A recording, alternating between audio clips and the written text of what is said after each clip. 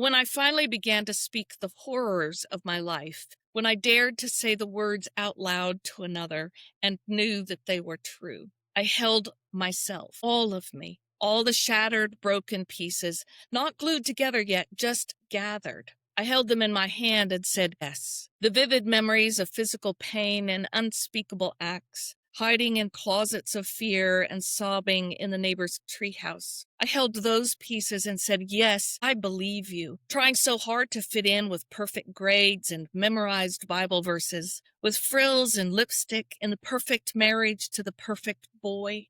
I held those pieces and said, yes, I know you. When the perfect pieces fell apart and I fell into a shattering, cracking void, when all I could do was rock and shake and cry, I held those pieces and said, yes, I will hold you. Welcome to the Intrepid Soul podcast, where we explore what it takes to build a human life that's congruent with your soul.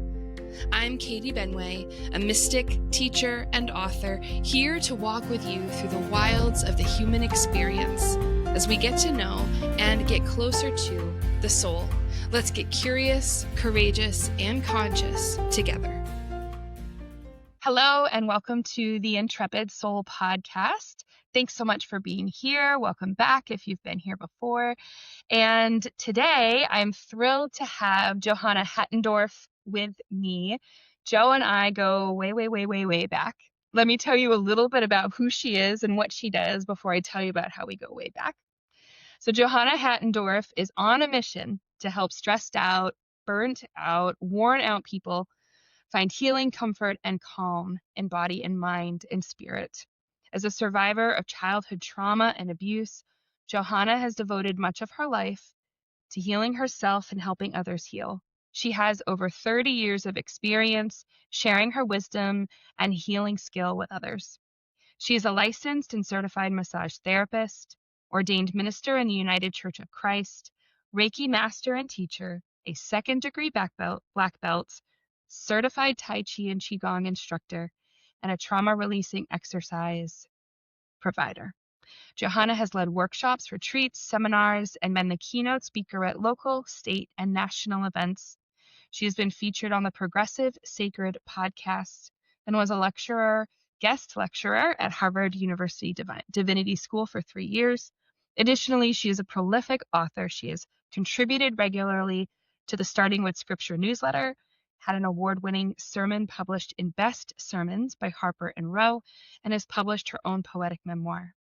Johanna's many unique specialties, her sincerity and playful, easygoing style shine in everything she does, which I can attest to. Hi, Joe. Welcome. Hi, Katie. Thanks. I'm excited to be here. Me too. So I want to say that for folks listening who have worked with me over the years, you know Johanna, whether that's you've seen her, whether you've chatted with her, whether you've just heard her. She is sort of famous in the Intrepid 11, Intrepid Soul world. And here's why. You know, as you know, most of you who've worked with me, you know that like we talk and heal and conceptualize and process. And then there invariably comes a time when you've got to get in the body and move some energy and move some stuff around. You've got to integrate and embody. And so I often, over the last 15 years, have referred people to Johanna. She is just a super talented healer. I remember when during a session that we had, I said to her, you're a multidimensional healer. You're running across the dimensions. And we talked all about that. She is someone who has just helped so many people energetically and practically and spiritually and emotionally. And I trust Joe implicitly. So yeah, super happy to have you here. So Johanna has had so much experience working with and clearing trauma, understanding how to do that in herself and other people. But today we're going to talk about where she is now. It's really fascinating. It's really interesting. This moving into writing that you have done, Joe. So you've been a hands-on healer. You've been a self-defense instructor, and you still do those pieces, but you've really moved into writing both for yourself and as an author. So tell us a little bit about that. Well, it's really funny because I think of myself as being a writer all along. Uh, Mm, that I'm not sure if I've ever told any you this story, but I wrote my first story when I was about 4, and I told my mother. I dictated it to my mother, and it was. I still remember the story. It was about living on a place that was like all white, and all the animals were white, and all the people were white and bright and light, and I totally think that was like a channeled message from when I was where I was before. But I've always been a person who loves words. And so I discovered many, many years later in my adulthood that introverts, and I'm an introvert, always are processing everything in words. And so everything in our experience, in my experience, comes up and into the frontal lobe where everything gets put into words. So I think I've been using words and writing words for a very, very long time. But when I was in high school, mm, my high school English teacher introduced me to something called free writing. And that really opened the doors for me into writing as a way to access my own self. When I was a pastor, I was always writing for other people. I was writing sermons, I was writing messages, I was writing god awful newsletters. I mean, I was producing content, right? Before it was ever a thing, I was writing content and I still was writing for myself. I, mm. when we moved to Virginia, I moved 6 boxes of old journals. Wow. I'm like, why? I why I never am gonna look at those again, but that's testament to how long I've been writing, just forever and ever. Oh, but to your question, which is, how did I get here now?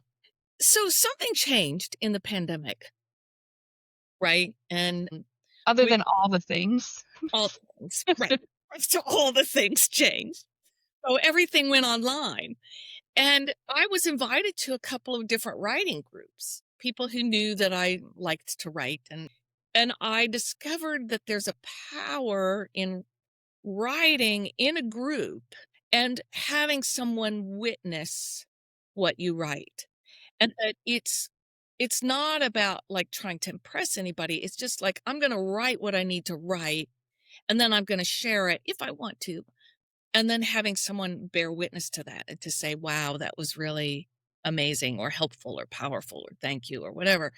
And I think that shifted something for me in terms of how I was writing to heal my own trauma and stuff. I mean, I was writing about my trauma for myself for a very long time, and writing in a group about my trauma and having someone else witness it in a group was really, that was like groundbreaking for me and really shifted my awareness of myself as someone who writes. And that really propelled me to the book that I published. So I think that answers your question. Yeah. Well, I mean, I know you as someone who throughout your life, trauma, personal trauma, helping others heal trauma has been front and center. And one of the things that I think is so interesting about your journey is I know you began as a self-defense instructor. I know that there was a lot of that kind of like physical expression early on for you. Then of course you're a pastor. And then in these eras as cranial sacral therapist, hands-on energy worker, I think about all that as like a witnessing, right? And even if I'm in a dojo and I'm punching a punching bag to move through trauma, there's a witnessing that's happening there. You're witnessing people. And but I think it's so interesting to think about you as healer, which you really are a facilitator of healing, to go into a group setting and invite that witnessing for you. And I personally had the joy, because we're friends and colleagues, the joy of watching you, move through times when you were just in your writing group and writing all the things, and then suddenly this poetry started to come out. And I really wonder about that space, so there's like the writing we do that's just ourselves in our journal or wherever, right? And then there's the writing that we would do for someone else, whether that's a book or whether that's poetry or whether that's like in school for a teacher or professor, right? Or a newsletter. For an audience. Right. But then this middle space where there is this sacred and tender and vulnerable invitation to bear yourself through writing, and where others are witnessing and holding and simply reflecting. I do think, I count myself as a writer too. I count myself as a talker and I process out loud. But when I write, I think there's something even more vulnerable that comes out of me than when even with great intention, when I'm verbally sharing vulnerably. There's something that comes out of me in my writing that is so much more tender and vulnerable. And so that spot that you were in, where the whole purpose, the whole invitation was, bear this and we will witness and listen. Right. Mhm. Right. Yeah. I do think that there's something magic about that and truly sacred when there is a way that we intentionally hold space to begin to make shape of something. And I think that's what writing does, is it helps us to put something into a shape and make sense of it. So, journaling, I think is like it's just dumping, right? It's like this is how I feel, blah. Right. But when you begin to think about how do I how do I make sense of what I have just dumped out? What's the core of this? What's at the heart of this? What is what's the sure, what's the message, but it's not even about the message. It's like, how do I make sense of this? How do I put this in some kind of a shape that then has meaning? Mhm. Mhm. Making meaning out of something that doesn't make sense, especially when you're talking about trauma, right? How do you make sense of that? And how do you process it? And so there's that kind of journaling writing where you're just like, "Bleh." Then there's this shape shifting, shape making, Yes. sense making that happens, I think. It strikes me that the shape is the container for the content. Because when I think about witnessing you and what happened for you in that writing group, which you began, in a signed up, surrendered space. Hey, I'm here to process this. I'm curious. I'm interested. What came out of you? I mean, and correct me if I'm wrong. What came out of you became poetry. I don't know that you realized that you are a poet, or that you are a poet like this, or that poetry is like the container for those experiences. That's so fascinating, right? Because I know for me, a lot of times the container is like short stories or small stories, Right. and that tends to be what comes out of me. It was so interesting to watch you go through this process, and the containers that were built were poems that became, by the way, really, really like good, objectively good. But it was good because in that container was just like brutal honesty and vulnerability. It's funny because I was an English major in college and I took a lot of creative writing classes and I was writing crap poetry, as we do when we're young. Right. You know it when you read it. Right? And I learned a lot of the traditional poetic forms.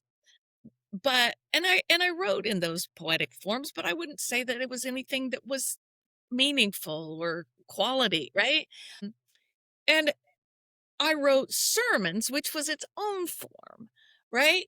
So when I began to write in during the pandemic in the writing group, then I was touching into something that I sort of knew, but creating a whole new shape for it because the poetry is free verse. It's not a form.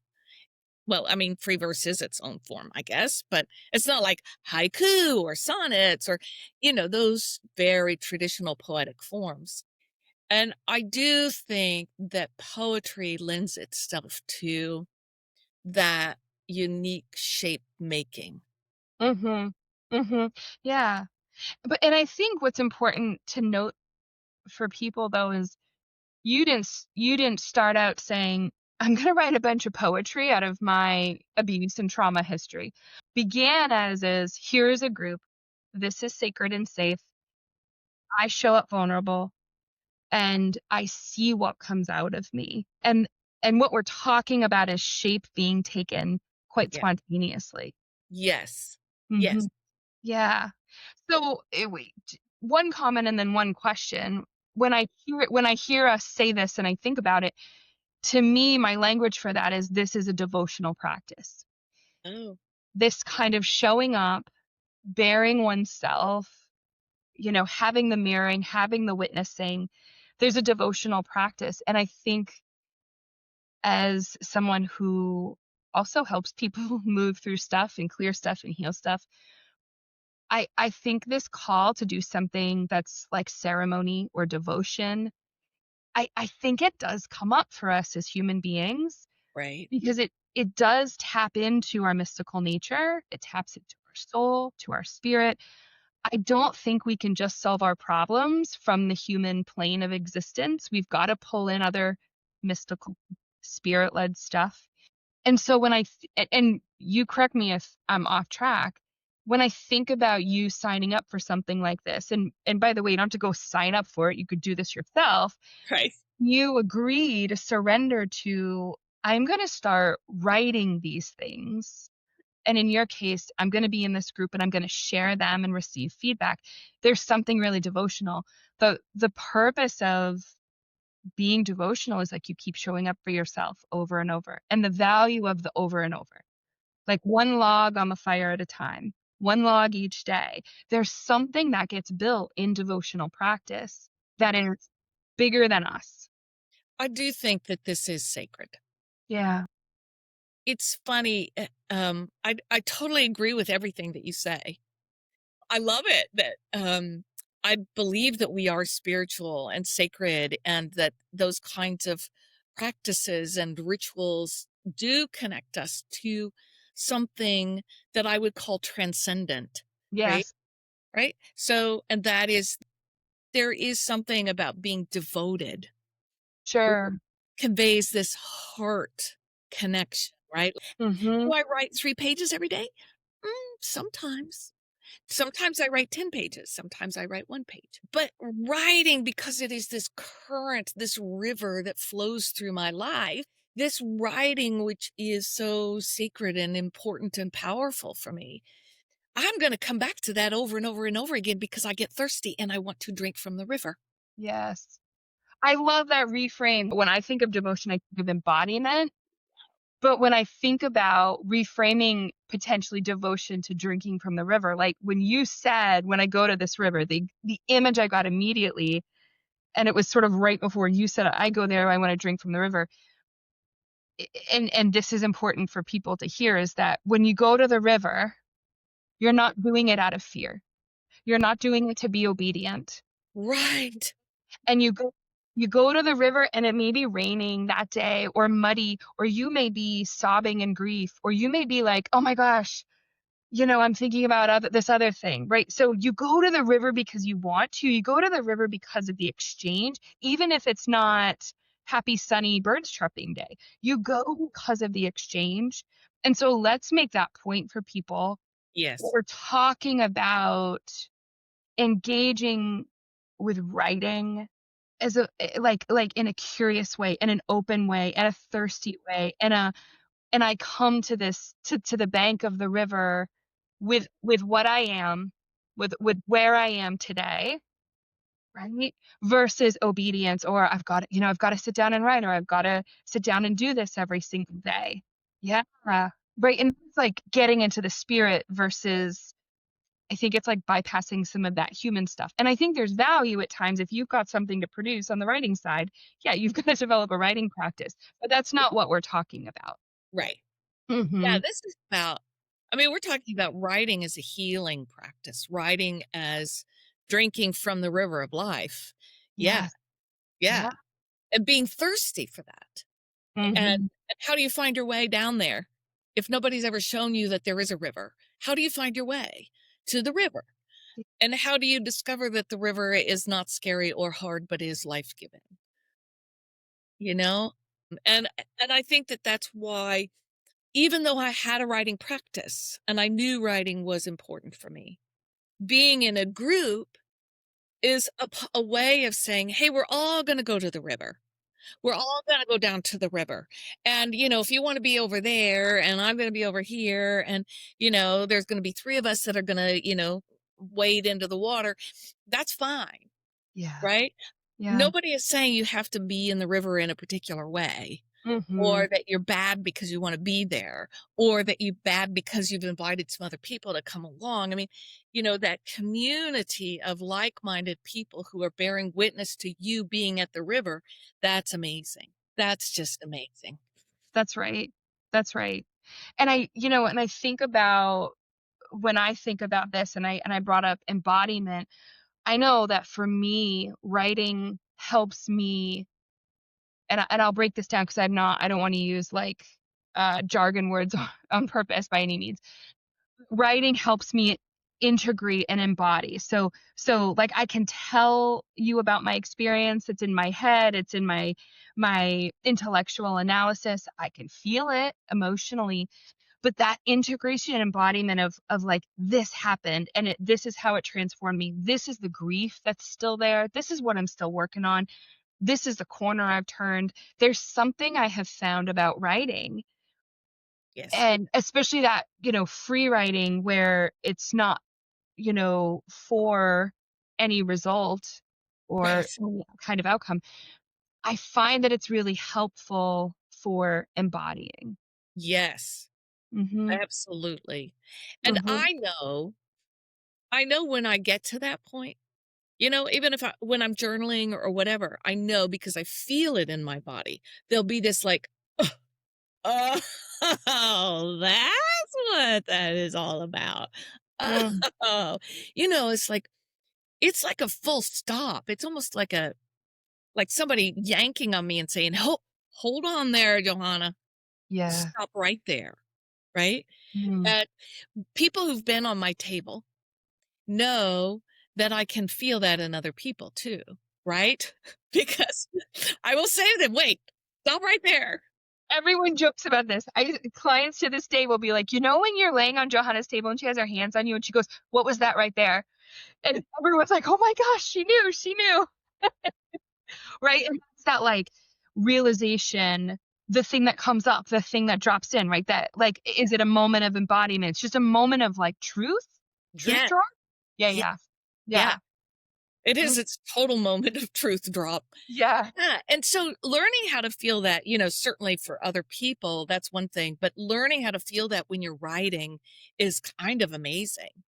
That write and you write and you write and you write until you find yourself at this point where you're like, whoa, I did not know that. I right. did not realize that. That's what's important here. And I think that in the poetry that I wrote for the book, especially, a lot of the endings of my poems have that feeling to them of like, ugh, and it just is a full stop, right? Yeah. It's like, yep, that was what's important there, and now I've gotten to that. Yes. And it right. And I think that's where I get this sense of embodiment and integration because there's a way that you've sorted through something. And I think most of us know, like Johanna is saying, most of us know this.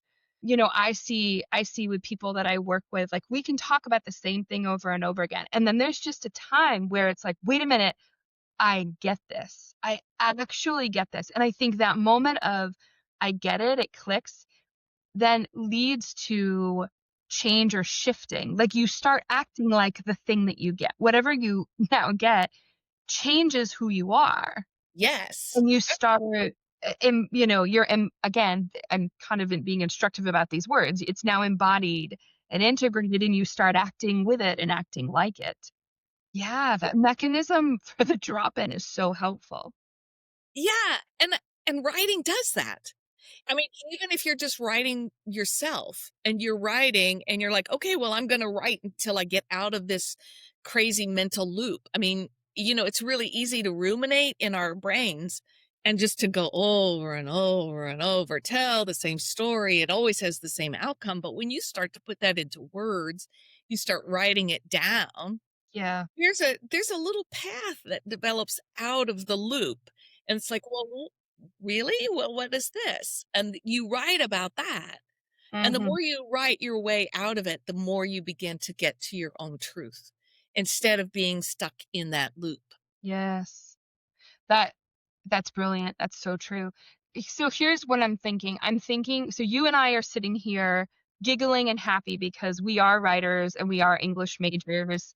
We're the human beings who signed up in college to write 30-page papers, and we're gleeful about it. Mhm. And I wanna be aware that there are a lot of people for whom writing is daunting. They were given, bad feedback. By the way, when Joe and I were joking earlier about writing crappy poetry, that was a very self-aware thing, right? This is not a value judgment on, good or bad poetry. This is part of being a writer is you can sort of look at things you've written and go, "Oh my god, that was amazing," and then like, "Oh my lord, good thing I wasn't sharing that." But I think about people who are listening who think, "I'm not a writer. I don't count myself as a writer," or "I never got good grades in writing," or "I was told my writing wasn't good," right? Or maybe I process differently and writing doesn't flow well for me. So, do you have any thoughts or suggestions about how to or invitations for people to come into this? I do. I think that the practice of free writing sets you free. God love Mrs. Raines because I didn't know how to do this. Most people think, oh, I have to know what I want to say before I say it. But free writing is more sort of like, think of it as pre writing or stream of consciousness. So the decision is you're going to put your paper down, your pen on the paper, right? Put your pen on the paper and you just start writing. And it doesn't even matter. Lots of times when I'm journaling in the morning, I'm writing about slept lousy, had a weird dream. I can't believe I'm awake. It's 3 o'clock in the morning. And I'm just whining, Mm. right? Yeah, yeah. And the dog is barking and driving me crazy. I'm so nervous. And so I'm writing how I'm feeling, what I'm noticing about myself, my body, my emotions. There will be a point where I'm like, I'm running out of words. What I do is I do dot, dot, dot, dot, blah, this is boring. I can't believe I'm even writing about this stupid, boring stuff. Dot, dot, dot. Oh, yeah, I need to think about that podcast I'm going to do with Katie. What are some of the things I want to say with her? Oh, I don't want to think about that right now. Dot, dot, dot. So I'm not stopping. I'm not Mm, stopping to think about what I want to write about. I'm just writing. Even if I'm writing the words boring, boring, boring, boring, boring, boring, boring, boring, because eventually your brain will get tired of writing boring and then you will start to write something. You switch from boring to something, something, something, something, something, something. I'm going to make some coffee with some cream. I mean, it does not matter okay. because what you discover, if you will just let yourself write garbage, stream of consciousness, that at some point, some little thought is going to make its way from your brain, from your heart, from your mind onto the paper. And then you look at it and you go, wait, what did I just write? Mm, And then you write more about that. And then maybe you write a paragraph. Maybe you write 3 sentences. And you write until you're done with writing about that. And then you ask yourself, do I have more that I want to say? No, that was good. I'm done. Right. And it's not about 3 pages. And it's not about trying to write something profound. You mm, just start. yes. Right? And the thing that free writing does is it teaches your brain how to write. It teaches your body how to write. It teaches you that you don't have to write something amazing. You Mm, just, all you're doing is putting your pen on the paper. mhm.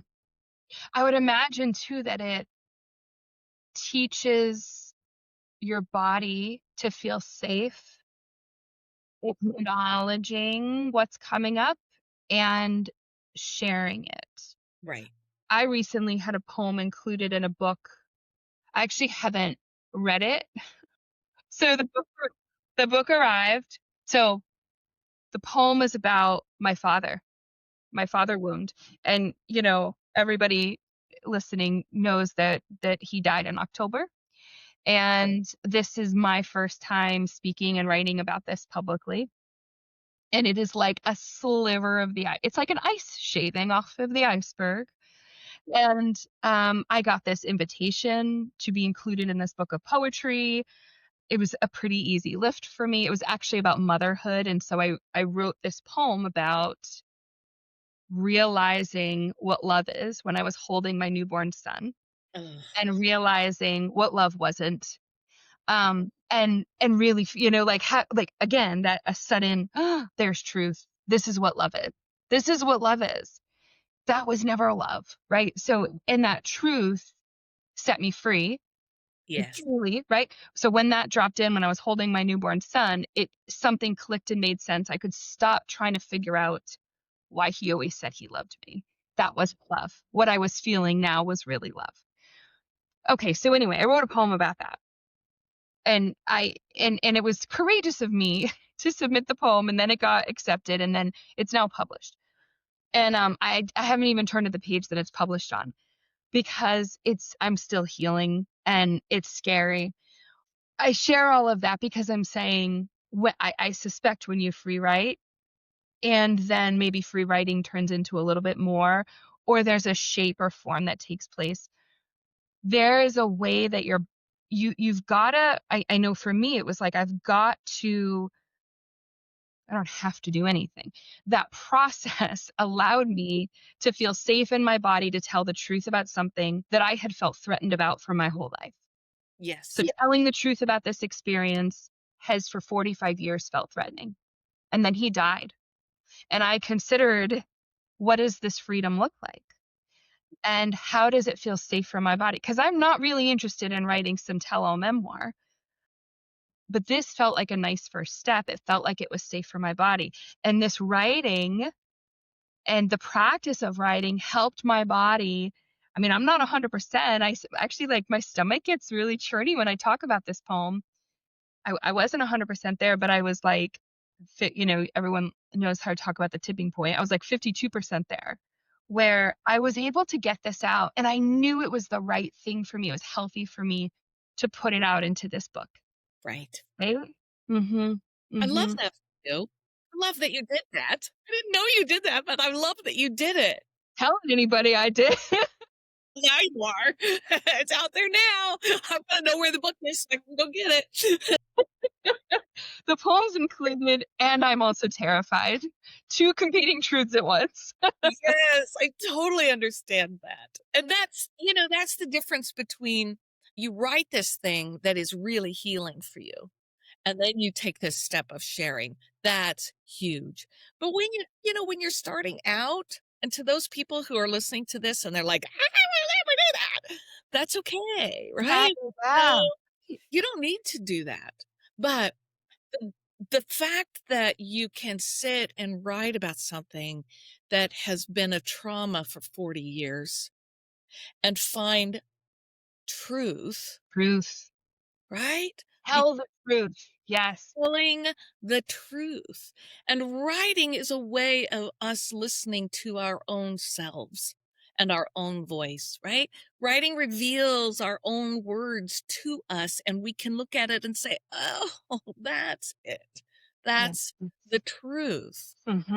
Even Mm-hmm. if you don't ever share it with anybody, I still think writing heals us because we have this magnificent ability to tell the truth to ourselves with our writing. That's right. That's right. And there's something I think about the writing process and then having it outside of you. So whether that's like I'm a typer versus a handwriter. It just because when it comes out of me, it pours, and so I have to type quickly.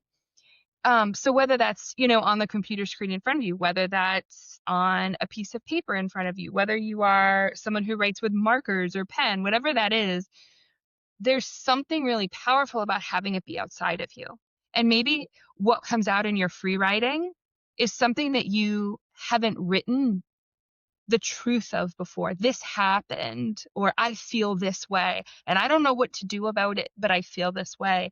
Whatever comes out of you, there's like real value in having it be outside of you, and having the experience, I think, number one, of like your body, your nervous system saying, there's that truth sitting there.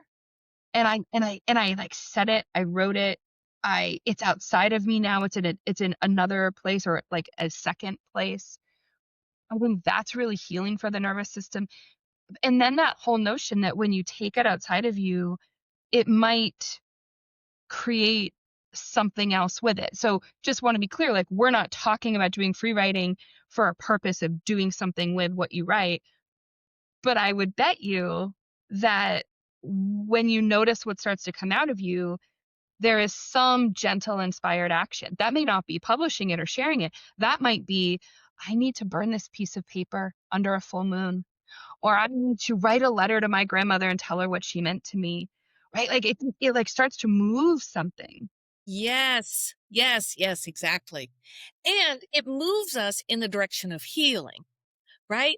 As opposed to into the direction of sitting in the gunk of our trauma or Yeah. sitting in the shit of our rumination Yes. of whatever that is.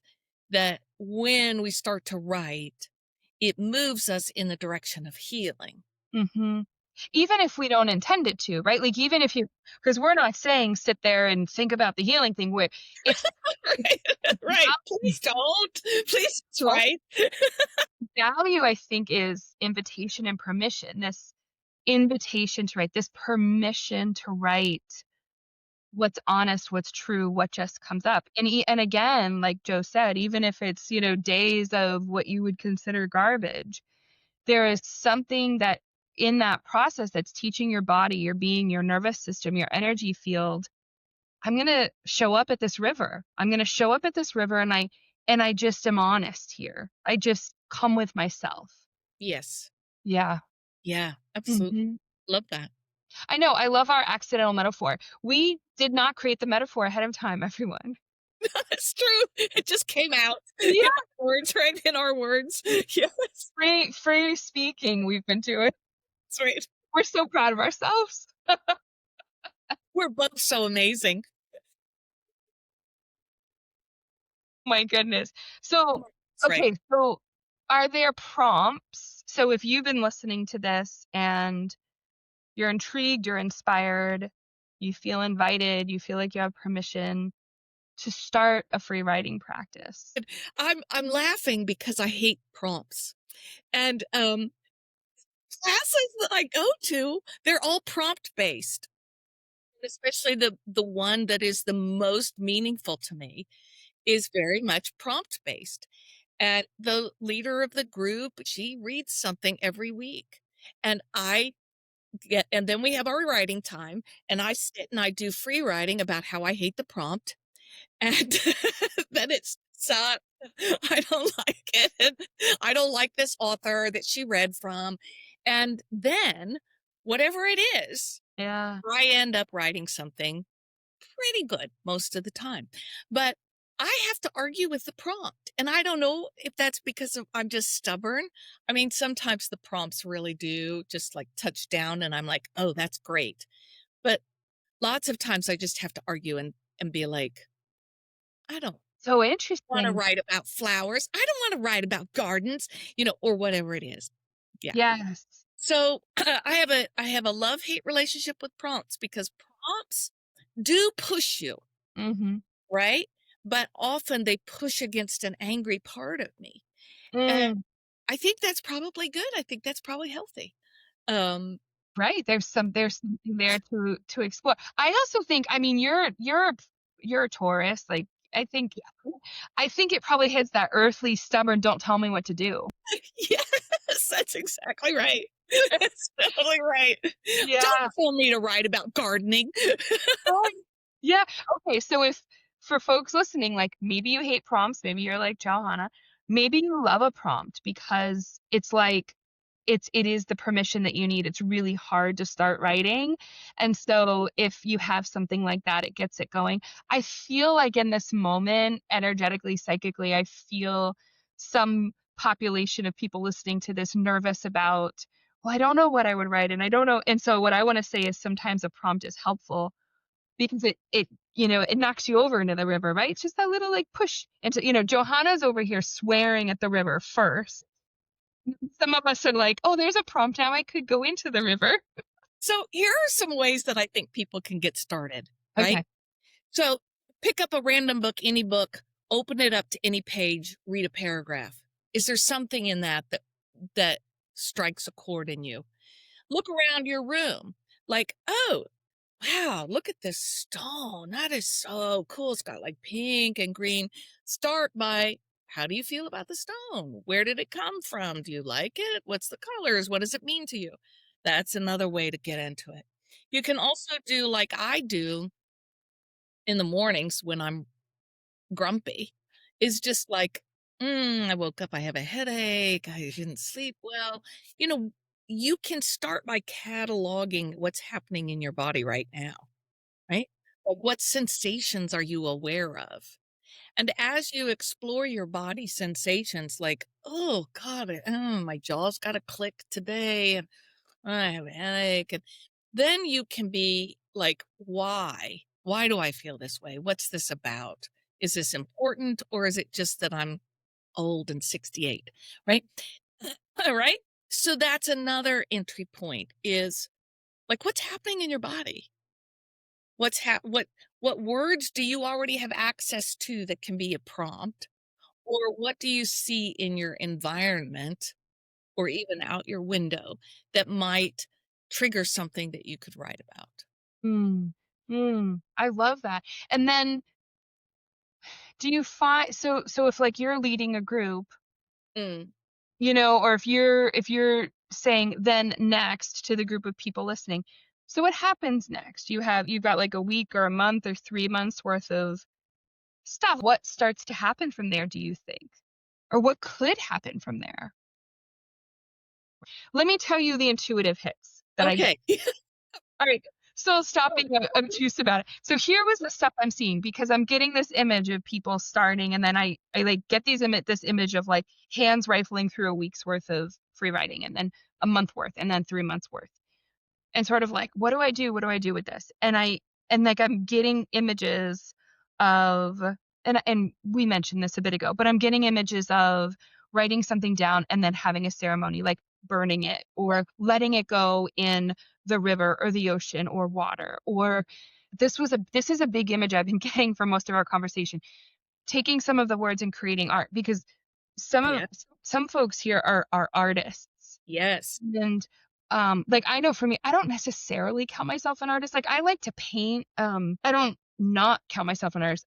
When I think about, so when I find words that I love, I will often like draw them in like a pretty or a bold way and I tack them up. Or like I'll print them in a neat font and I stick them up. I'm not sure what this is all about, except that the images I'm getting are absolutely pertaining to some of you listening to this, that when you begin to move this stuff through, there is a way you might share this in nature or share this artistically, or this might inspire a painting, or it might want to come out of you in some additional physical way. And I guess maybe that's all I want to say there. Sure, I can totally get on board with that. In fact, there's a woman that I've been following who's a poet and an author, and she does this really great stuff where she cuts up words and she puts them on photos and then, like makes bookmarks and stuff out of them. And I think that's totally legit, right? Uh, and I even recently did a poem that I wrote all the words in a spiral and did some, like markers around it and stuff. I'm not at all artistic, but I thought it came out real good. So I do think that for people who do find themselves working with color and paint and whatever, that Yeah. the process of creating and writing is creating, right? Writing is creating. So the process of creating leads to more creating.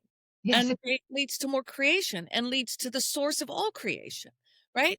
And so whatever you do with whatever you've written, whatever you've created, connects you more to yourself and more to creation, and it just leads to more creation.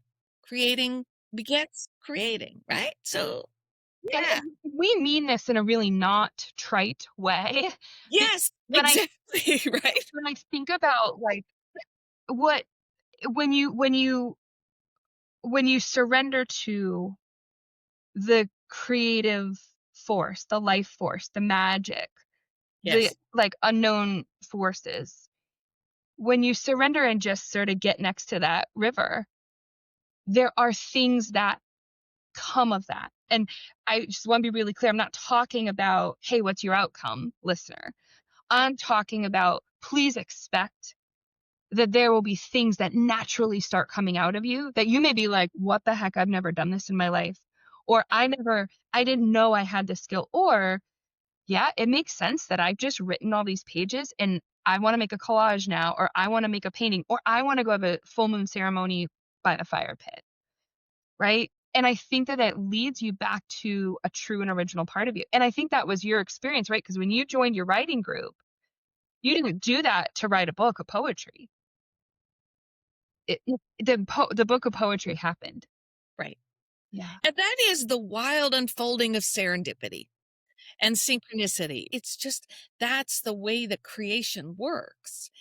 And I think that when people say, "Oh, I'm not a writer," it's because they think that they have to write about something or write something. But really, what we're doing is we're saying, I'm going to open myself up to this writingness, this beingness that is going to take shape and form in words and is going to be put down on paper. But that could be just the beginning for something that else that's going to unfold. And we don't have to predict what it is. We don't have to make it be something. But if it does take shape in another way, Mhm. fabulous, right? And roll with it. And I think that's probably why I felt so compelled to point this out, that if something is born out of this for you, maybe you free write for a month and then suddenly you're like, "I'm just now painting and standing in front of an easel." And this is, that's your thing. I don't think there's any time limit on how creativity and creation happens, Mhm. Yeah, right? right. Over the course of a couple of years, Joe Joe would read to me occasionally drafts, or read to me, "Hey, there's this poem," and when you read them, it's just so beautiful.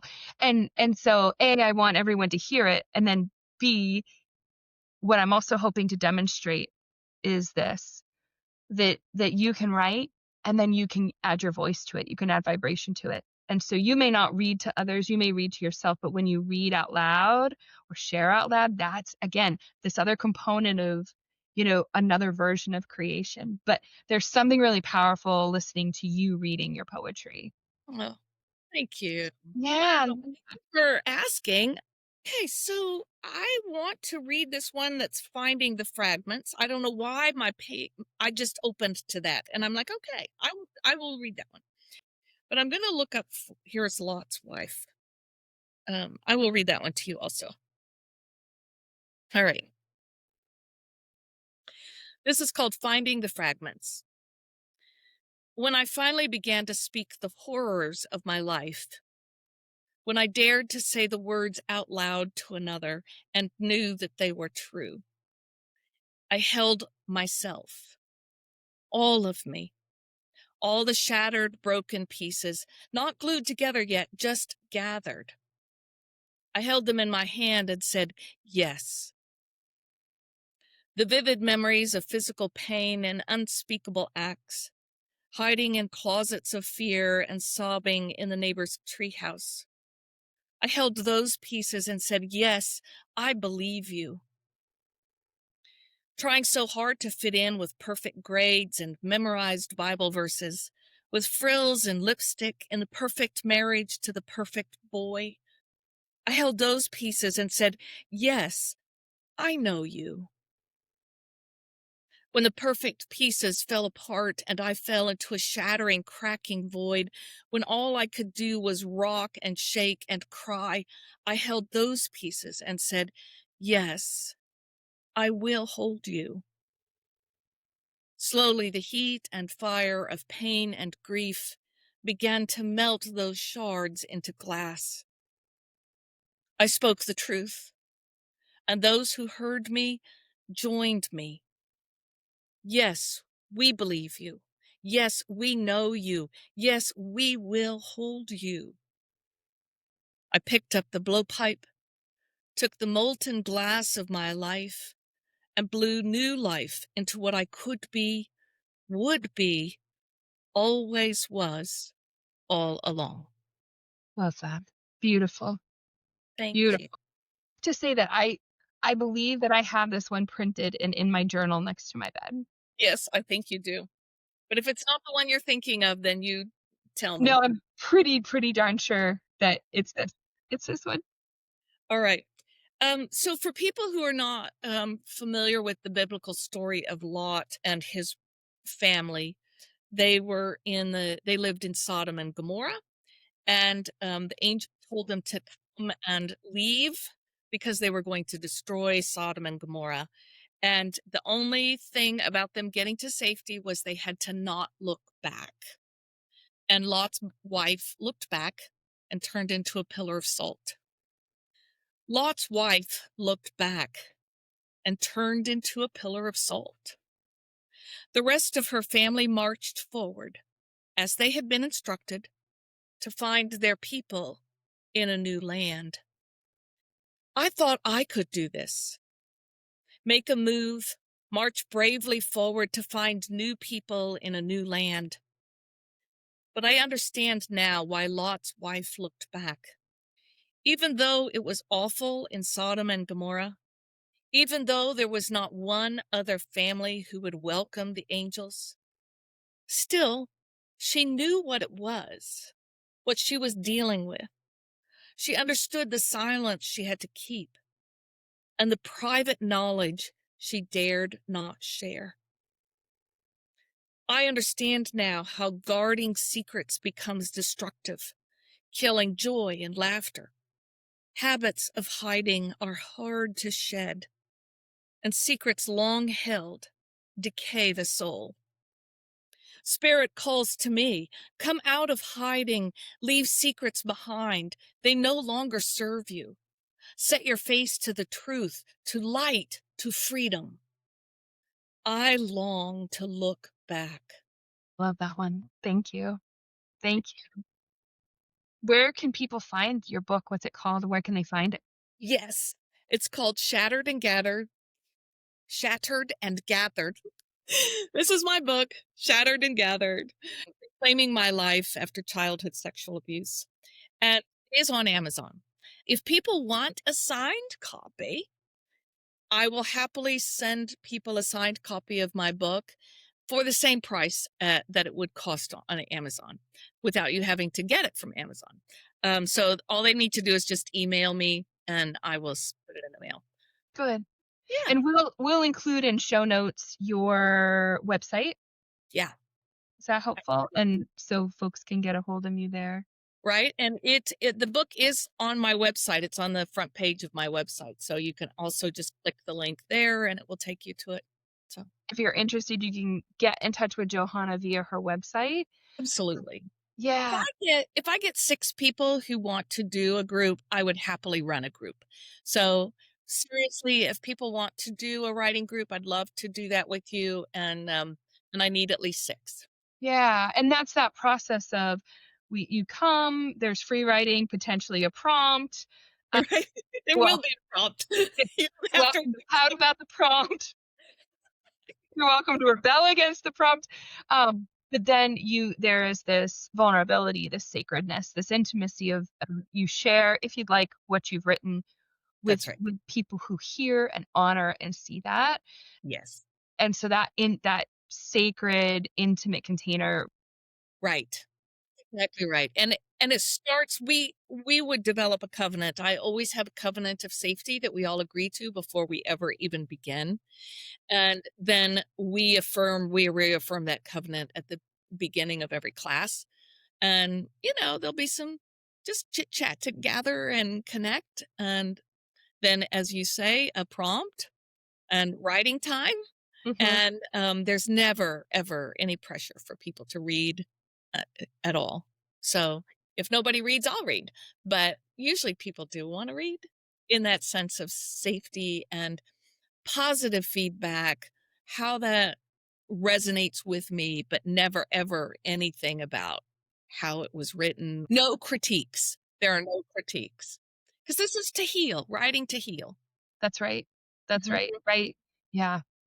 My goodness. Well, Johanna, thank you. Oh, thank you. This was so much fun. It was Yay. it was so much fun. And for those of you listening, thank you all. I hope that this has been inspirational for you. It's certainly been fun. I mean, this is Joe and I together. We get silly and uh, self-aware and self-deprecating when we need to be. Oh, there's no other way to do it. So thank you. We will have all of Johanna's information linked in show notes for you. And if you're interested in being part of a running group, shoot her a message and she can consider that. So thank you all. I will talk to you again soon. Bye. Bye. Thanks for joining me on the podcast today. In the spirit of our conversation today about writing to heal, I invite you to join me over at the Intrepid Soul Collective on Patreon, where I have a fresh batch of writing prompts for you. And I encourage you to check them out and choose one or as many as you want to respond to write about, to inspire you, or maybe annoy you, or nudge you, or make you restless. Read through the list and see what you respond to, what makes you feel energy in your body, and just start writing. No judgments, just start writing. And let me know in the collective what you choose. And if you'd like, feel free to share pieces of, or a portion of, or all of what you've written. I look forward to connecting with you and getting into the writing of our healing. Thank you for joining me here on the Intrepid Soul podcast. If you'd like to continue the conversation and the work of your soul, join me over on Patreon at the Intrepid Soul Collective. There you'll find tons of resources and support connected to the conversations we have here to help you make your soul work practical and embodied. There are live sessions with me, bonus Q&As where you can go deeper with me and my guests, companion guided meditations and ceremonies, and so much more. Because we can't just talk about it, we've got to become it. Check out the show notes for details and links, and hit follow on this podcast. It'll keep new episodes at the top of your feed, and it helps me build the Intrepid Soul community. Until next time, take good care of yourself and your soul.